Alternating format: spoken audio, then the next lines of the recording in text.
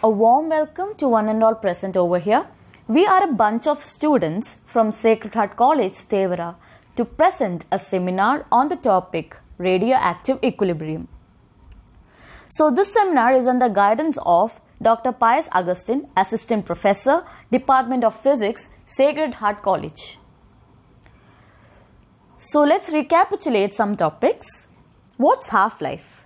Half-life is a time interval in which one half of the radioactive nuclei originally present in a radioactive sample disintegrate. What's mean life?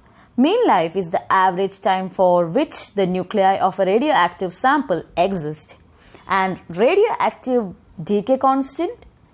It may be defined as the ratio of instantaneous rate of disintegration to the number of active nuclei present in the radioactive sample at given instant. So this is our team: Smriti Jose, Srikumar MS, Pooja Mary John and Jumana Begum, and you are listening to Devika S. Madhu. So the topic which we are going to cover today are introduction, law of radioactive disintegration, radioactive equilibrium, types of radioactive equilibrium, difference between chemical and radioactive equilibrium. So let's get started. Let's listen to a story of a boy who loves laddu. One day his mom was making laddu and he sneaked into the kitchen without his mom's knowledge, who was making laddus, turning to the opposite side. So he took one, then two, then three, and it went on, and finally the number of laddus in the plate were decreasing, and finally his mom found him stealing on laddus. What could have he done? He could have used the concept of radioactive equilibrium.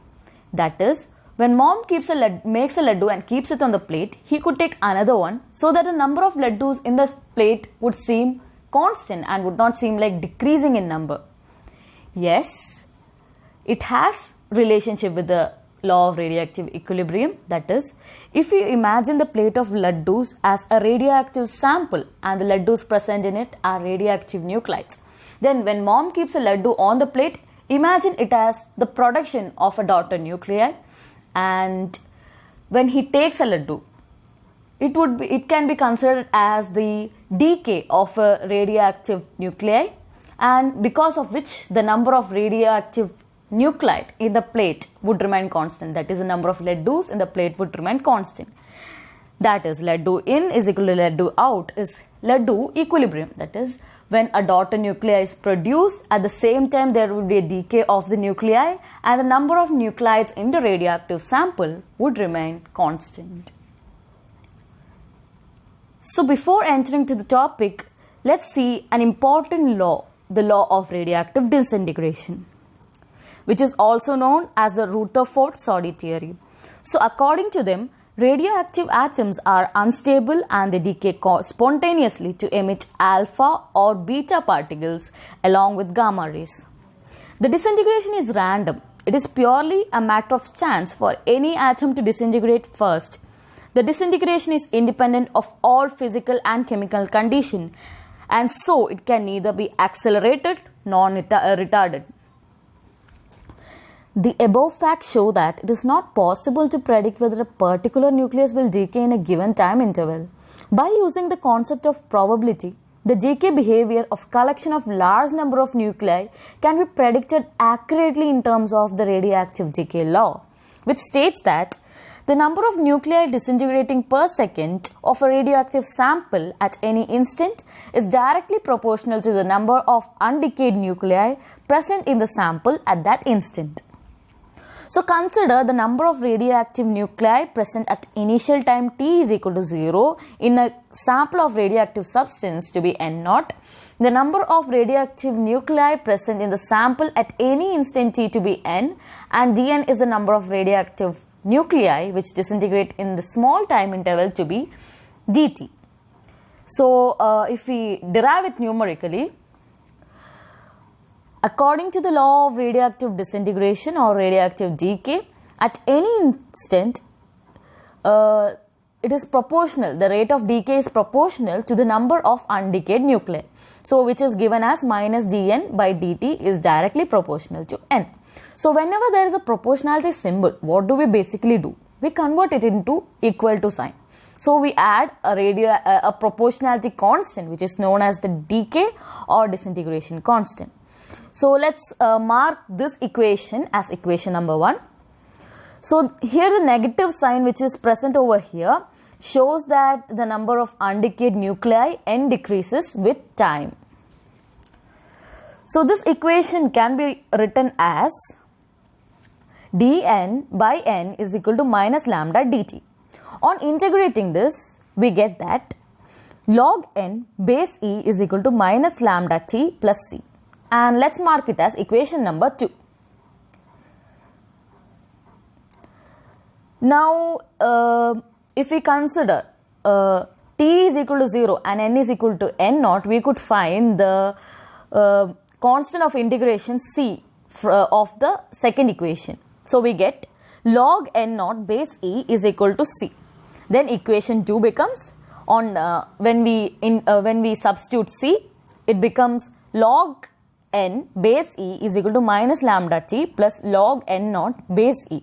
So on taking log n naught base e to the other side, we get log n base e minus log n naught base e, which is nothing but log n by n naught base e is equal to lambda t. So on taking log to the other side, we get n by n naught is equal to e raised to minus lambda t, which is nothing but n is equal to n naught e raised to minus lambda t. So this equation represents the radioactive decay law. It gives the number of active nuclei left after time t.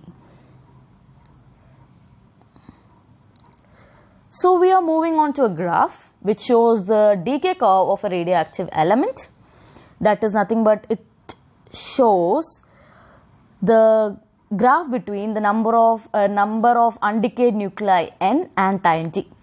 So the features of this graph is like it shows the features like the number of active nuclei in a radioactive sample decreases exponentially with time. That is, the disintegration is fast in the beginning but becomes slower and slower with the passage of time, as you can see in this graph. So the larger the value of decay constant lambda, the higher is the rate of disintegration. Irrespective of its nature, a radioactive sample will take infinitely long time to disintegrate completely. So these are the features of the graph. Now let's enter to the other topic, which is decay or disintegration constant. So if you consider the equation number 3, which we have already marked before, that is n is equal to n naught e raised to minus lambda t, which is the radioactive decay laws equation. So if in equation 3, if we consider t to be 1 by lambda, then e raised to minus lambda t would become e raised to minus 1. So n is equal to n naught e raised to minus 1. So this e raised to minus 1 could be taken to denominator. So we get n is equal to n naught by e. So if we substitute the value of e, as we all know, 2.718, we get that n is equal to 0.368 n naught, which is nothing but 36.8% of n naught. So from this we could get the definition of radioactive decay constant, which is a reciprocal of time interval during which the number of radioactive nuclei in a given radioactive sample reduces to 36.8% or 1 by e times of its initial value. So it could also be defined in another way. That is nothing but, if we consider, as we all know, the initial equation which we got from radioactive law, that is nothing but minus dN by dt is equal to lambda n, and on taking lambda is equal to minus dN by dt by n, we could say the definition of radioactive decay constant to be the ratio of instantaneous rate of disintegration to the number of active nuclei present in the radioactive sample at the given instant. So hope you understand these topics. So this is the end of my topic, and I call upon my friend Smriti Jose to continue. Thank you. Thank you, Devika. I am here to explain radioactive equilibrium.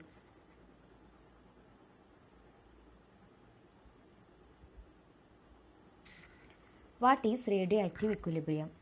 Before going to radioactive equilibrium, we have to know some terms, that is parent nucleus, daughter nucleus and transition period.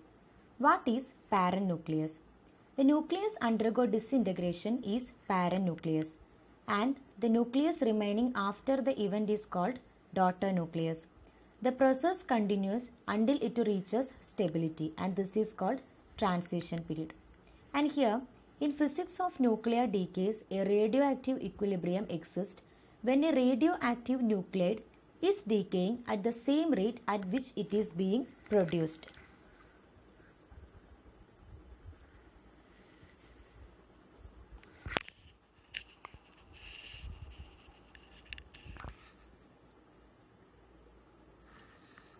Here, the disintegration of radioactive element leads to the formation of a daughter element.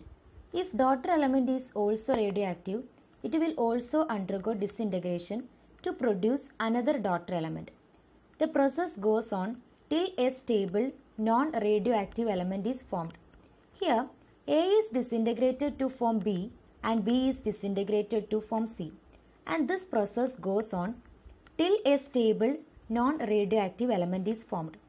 The state where the rate of formation of B from A is the same as its rate of disintegration into C, the amount of B in the source will remain unaltered.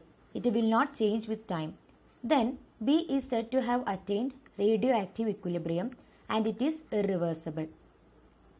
Rate of formation of B is equal to rate of disintegration of B, and rate of disintegration of A is equal to rate of formation of B. Hence, rate of disintegration of A is equal to rate of disintegration of B, and that is radioactive equilibrium.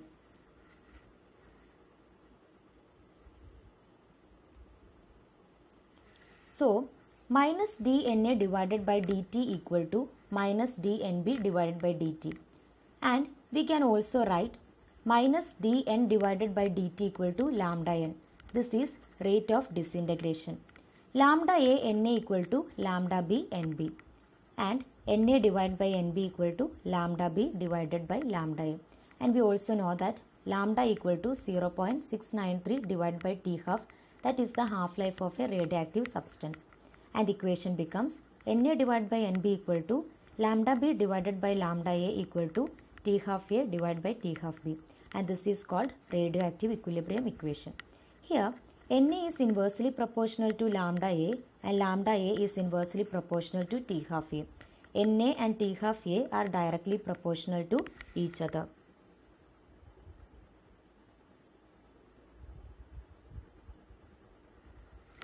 Next, applications of radioactive equilibrium equation. If we know the amount of two radio elements and if the half-life of one is known, we can find out the other or vice versa. That is, if we know Na and Nb and T half A, then we can find out T half B using the equation Na divided by Nb equal to T half A divided by T half B. And if we know the amount of 2 and decay constant of any one of it, we can find out that of the other and vice versa. That is, if we know Na and Nb and lambda B, then we can find lambda A using radioactive equilibrium equation.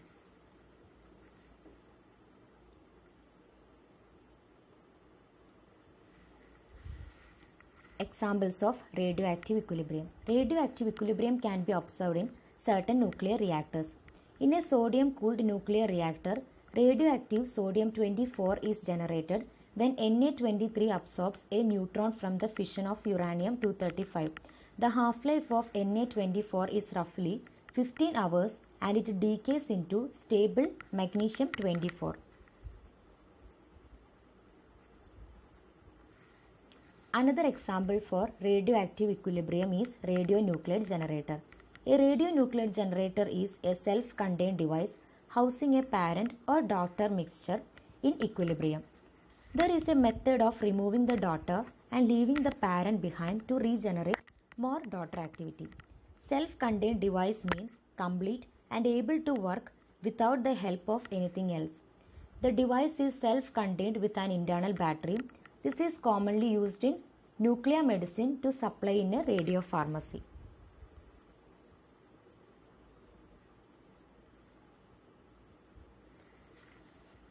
Next is Bateman equation. Bateman equation is very important in secular and transient equilibrium. It is formulated by Ernest Rutherford and the analytical solution was given by Harry Bateman in 1910. Importance of Bateman equation. The Bateman equation is a mathematical model describing abundances and activities in a decay chain as a function of time based on decay rates and initial abundances. The Bateman equation is not a single equation. It is a method of setting up differential equations describing the chain of interest based on its own properties. Here, we are going to consider the simplest case with a parent feeding single daughter. Then by varying the parameters such as the decay rates and relative initial abundances, we will investigate the chain evolution as a function of time.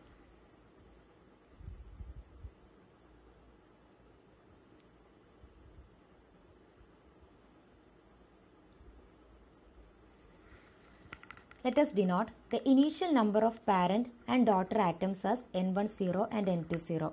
Then number of parent and daughter atoms in time as N1T and N2T. Parent and daughter activities in time as A1T and A2T. Parent and daughter decay rates are lambda 1 and lambda 2. The equation for the time evolution of the parent is the same as for single step decay, that is dN1T divided by dt equal to minus lambda 1 N1T, that is the rate of disintegration, and it is equation number 1.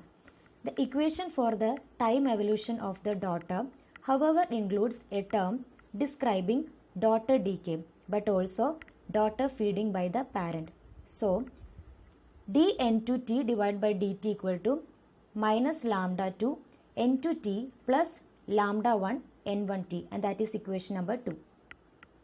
And then by integrating, equation 1 becomes N1T equal to N10 e raised to minus lambda 1T, and that is the basic equation of radioactive decay, and that is equation number 3.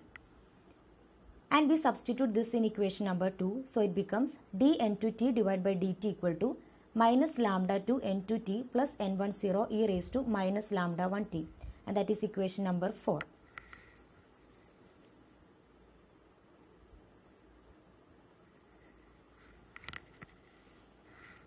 Then by integrating equation number 4, it becomes N2T equal to N20 e raised to minus lambda 2T minus N10 lambda 1 divided by lambda 2 minus lambda 1 e raised to minus lambda 2T minus e raised to minus lambda 1T.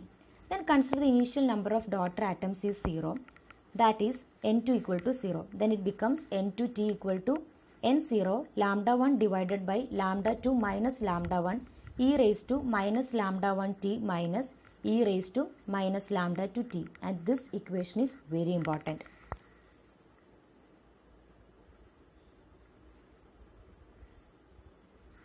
Types of radioactive equilibrium. Radioactive equilibrium is mainly classified into 3: secular equilibrium, transient equilibrium, and no equilibrium.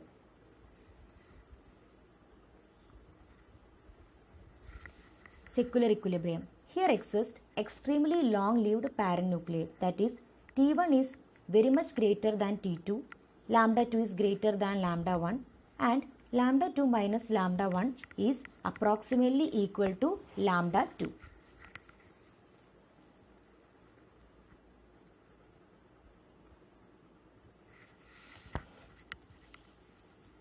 Here we are taking a time t that is very much less than T1. T1 is the half-life of parent.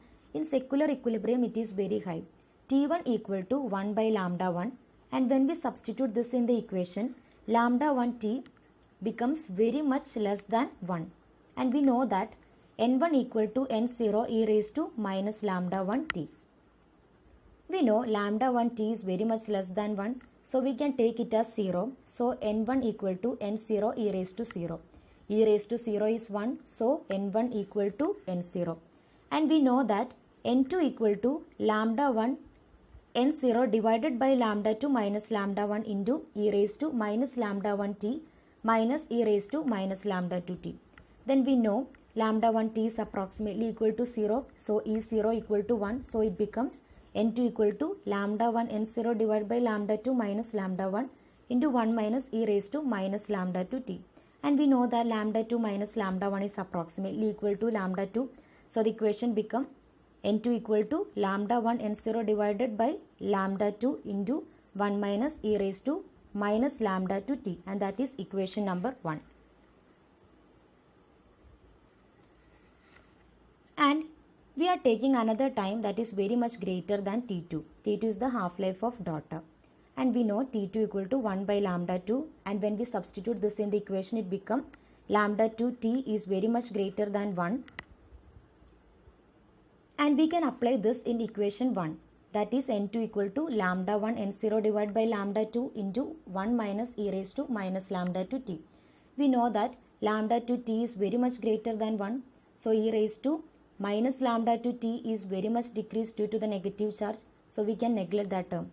So the equation become n2 equal to lambda 1 n0 divided by lambda 2, and we know that n0 equal to n1, so the final equation become n1 lambda 1 equal to n2 lambda 2. This is the equation of secular equilibrium that we have already studied in radioactive equilibrium. And that's all about my section, and I invite Pooja Maria John to continue the section. Thank you. Okay, thank you, Smriti. Now we can continue with the activity time graph of secular equilibrium. In secular equilibrium, the half-life of parent is many times greater than the daughter by a factor of 10 raised to 4 or more. That is, T1 is much greater than T2. So, at secular equilibrium, the activity of daughter radionuclei is taken as equal to that of the parent radionuclei. Radioactive nuclei undergo transition at exactly the same rate they are forming, and a condition of equilibrium is established. The amount of radioactive material will then remain constant regardless of elapsed time. Under this condition, the activity is equal to the rate of formation and is referred to as the saturation activity. Although it is true that the activity gradually builds with time, a point is reached at which buildup stops and the activity remains at the saturation level. For better understanding, let's look at the first graph. The red straight line represents the activity due to the parent, which is equal to the daughter activity, and the blue curve represents the growth of daughter activity in pure fraction. After a particular time, the activity rate of parent and daughter nuclei become equal. We can clearly see that both the lines merges and continues a straight path. That means the activity of parent and activity of daughter become equal, and that condition is known as secular equilibrium. Now here, the radioactive equilibrium of uranium-234 is an example for secular equilibrium. Isotope of uranium-234 is a member of the uranium series. This isotope has the half-life of only 2.46 into 10 raised to 5 years. On the other hand, this isotope is still present in the Earth crust, but this is due to the fact that uranium-234 is an indirect decay product of uranium-238. Talking about the process, firstly, uranium-238 decays via alpha decay into uranium-234, and that uranium-234 decays by alpha decay into thorium-230, except very small fraction of nuclei which decays by spontaneous fission. As a result of the secular equilibrium, uranium-238 and uranium-234 contribute equally to the radioactivity of natural uranium. The graph given here shows the establishing of radioactive equilibrium in the uranium-238 family. So now let's try to solve one numerical problem. Here the question is, a uranium mineral contains radium having reached secular equilibrium with uranium. The half-life of radium is 1600 years. The mineral and analysis shows that it contains 2.812 into 10 raised to 6 atoms of uranium from each atom of radium. Then what is the half-life of the uranium? So in this case, we have number of atoms of uranium, or Nu, is equal to 2.812 into 10 raised to 6. Number of atoms of radium is equal to 1. half-life of radium is equal to 1600 years and half-life of uranium. That's what we have to find out. So according to radioactive equilibrium, Nu divided by Nra, that is number of atoms of uranium divided by number of atoms of radium, is equal to half-life of uranium divided by half-life of radium. Let's put the values that are given in the question. 2.812 into 10 raised to 6 divided by 1 is equal to T half of uranium divided by 1600. Therefore, T half of uranium is equal to 2.812 into 10 raised to 6 into 1600, which comes 4499.2 into 10 raised to 6, or we can say 4.499 into 10 raised to 9 years. That's all about secular equilibrium. Once more, remember what is secular equilibrium. In secular equilibrium, the half-life of parent nuclei will be many times greater than the daughter. Okay, now next type is transient equilibrium. In this type, the half-life of parent and daughter nuclei differs by a small factor. If we say it in terms of decay constant lambda, when decay constant of parent radionuclei is lesser than daughter radionuclei by a factor of 10 to 100. That means lambda p, which is decay constant of parent, is less than lambda d. That condition is known as transient equilibrium. The rate of change of parent radionuclei and that of daughter are in constant proportion. That is, activity of daughter divided by activity of parent is equal to a constant. An example of this which is given here is a molybdenum 99 generator producing technetium 99 for nuclear medicine diagnostic procedures. Next, the condition for transient equilibrium. The number of daughter nuclei N2 is equal to Tau2 divided by Tau2 minus Tau1 into N1, where the relation N1 is equal to N1 into e raised to minus kT, where K is the decay constant, has been used. Next, activity time graph of transient equilibrium. When the half-life of the parent is only a few times greater than the half-life of the daughter, the condition of transient equilibrium will occur. After initially increasing, the daughter activity goes through a maximum and decreases at the same rate as the parent activity. Thus, transient equilibrium exists. The total activity also reaches a maximum earlier than the daughter. The time transient equilibrium is reached depends on T1 and T2. After the condition of equilibrium is reached, the daughter appears to decay with the half-life of parent. From the graph, we can see these curves are running parallelly and the daughter radionuclei can grow over the parent nuclei only if the branching ratio Br is not less than 1. Then, transient equilibrium differs from secular equilibrium in two aspects. First one, the equilibrium or saturation activity of the daughter is not equal to the activity of the parent.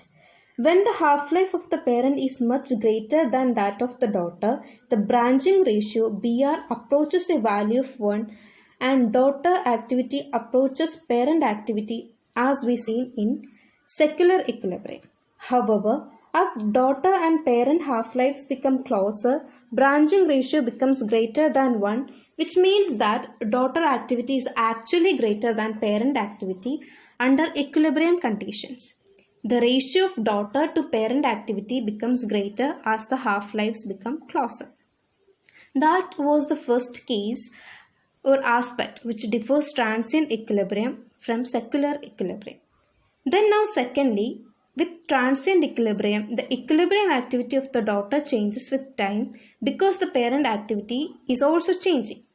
The relationship of parent and daughter activity for a transient condition is shown in the graph that we see previously.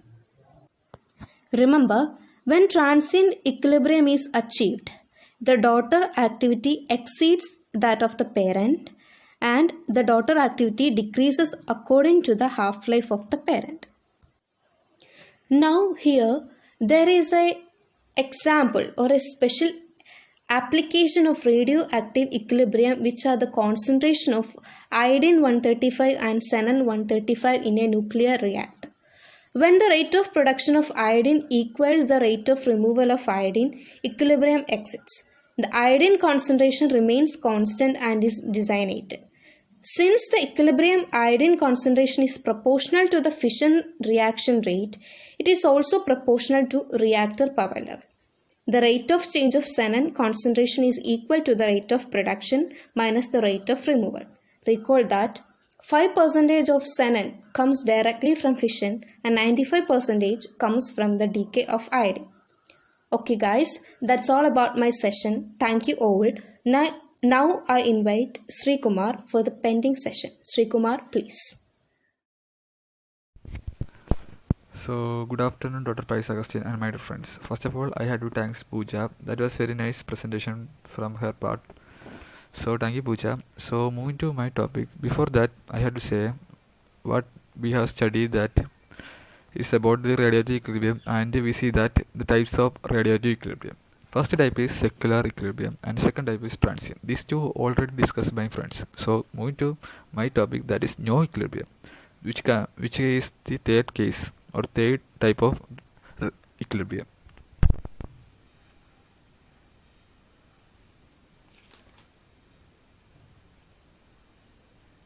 Sorry. So, no equilibrium. What is no equilibrium?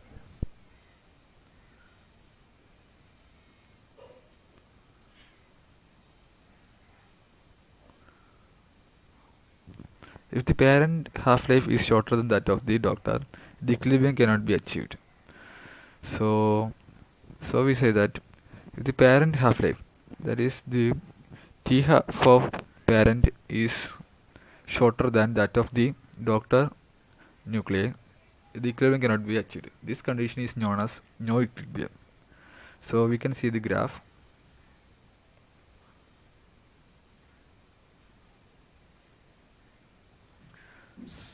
Okay, sorry, some mistake from my system, sorry. So we can see the graph. Here the activity versus time graph represents the no equilibrium graph. So we see that the red line represents the activity of parent and the blue dot which represents the activity of daughter nuclei.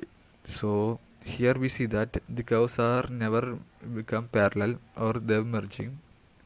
So here is that the daughter activity is increases from 0 and it reaches the maximum and decreases at a rate of primarily determined by its own half-life. So there is no increases with the total activity with the time. The activity will always decreases. In previous cases, we see that see that in secular and transient equilibrium, at that cases, the activity of parent and the daughter nuclei will comes parallel or merging. But in this case, we never see that.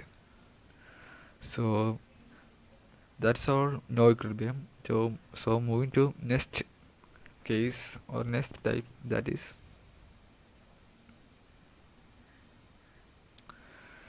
daughter and parent nucleus are nearly equal half-life. So that is lambda p is approximately equal to lambda t. Here, when the half-life is nearly equal, the activity ratio will A of B by A of D is approximately equal to T by TD. Here the activity ratio would increases approximately linear with time. TD is the mean life of the daughter and A of B represents or denoted as the activity of parent and A of D represents as the activity of daughter element. So for an example is given there. The disintegration of 21 hours lead 200 to 26 hours thallium 200. So that's all, and we see another case, that is extremely short-lived parent nuclei. That is the lambda p is the lambda p is much greater than lambda t. Here the activity of daughter nuclei finally becomes effectively independent of the residual activity of parent nuclei. Thus, t greater than t half of parent, and the equation will come n of td is equal to n naught p into e raised to minus lambda to t. Here n of td is represented as the number of atoms of daughter, and n of d is represented as n of p is represented as the number of atoms of parent. So in this case we see that all the parent nuclei are rapidly transferred into daughter, and the decaying is determined by the half-life of the daughter nuclei. So the ratio that a of d by a of p increases continuously as t increases. So that's all the equilibrium part. So now we can move on to next topic or next section.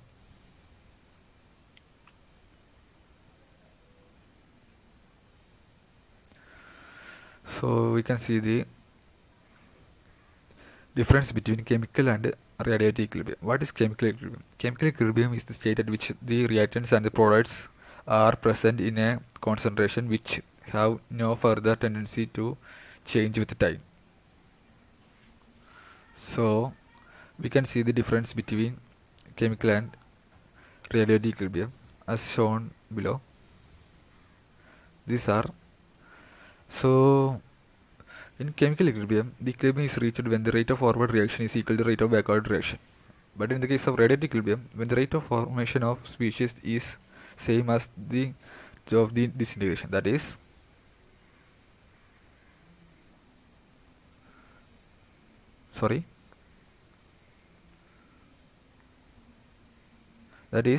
an equation of radiative equilibrium, that is Na by Nb equal to lambda b by lambda a equal to t half of a by t half of b.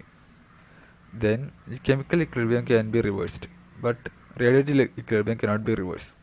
In chemical equilibrium, the product can give the reactants back, but in the case of radiative equilibrium, the product cannot produce the reactants back. So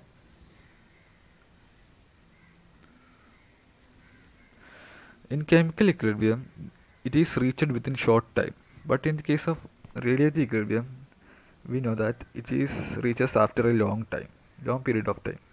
So in chemical equilibrium, it is founded only in non-radiative species, but in the case of radiative equilibrium, it is only founded in radiative species. So far I discussed most of my topic, so I conclude my presentation. So thank you for your kind attention. So next I invite Devika to continue the presentation. Thank you everyone. Thank you all. Thank you, Sri Kumar. It was indeed a very informative session. So with this, we are coming to an end. So before winding up, we would love to show some of the references which we use for this seminar. The book which we used is New Simplified Physics, Volume 2, a reference book for Class 12, Dhanpat Rai and Company by S.L. Arora. The websites which we used are researchgate.net, study.com, radiation-dosimetry.org, naweb.iaea.org, iopscience.iop.org. So friends, you could find a lot of things in these websites and in this book. They have given a lot of information, and if you want to go deeper into the topic, these places are the right ones for you. So refer these places. It's very informative when it comes to radioactivity. And we also got help from our friends. They helped us with references, books, topics. Thank you very much. And we also thank Professor for clearing all those little doubts which we had.